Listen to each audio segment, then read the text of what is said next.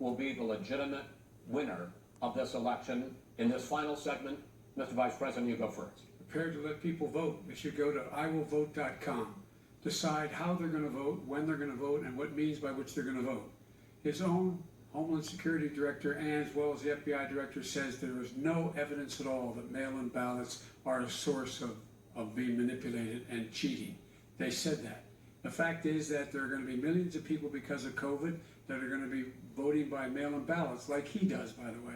He sits behind the Resolute desk and sends his ballot to Florida, number one. Number two, we're going to make sure that those people who want to vote in person are able to vote because enough poll watchers are there to make sure they can socially distance. The polls are open on time, and the polls stay open until the votes are counted. And this is all about trying to dissuade people from voting because he's trying to scare people into thinking that it's not going to be legitimate. Show up and vote.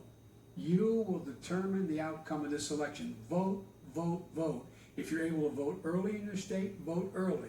If you're able to vote in person, vote in person. Vote whatever way is the best way for you, because he cannot stop you from being able to determine the outcome of this election. And in terms of whether or not, when the votes are counted, and they're all counted, that will be accepted. If I win, that will be accepted. If I lose, it'll be accepted. But by the way, if in fact he says he's not sure what he's going to accept, well, let me tell you something. It doesn't matter, because if we get the votes, it's going to be all over. He's going to go. He can't stay in power. It won't happen. It won't happen. So vote.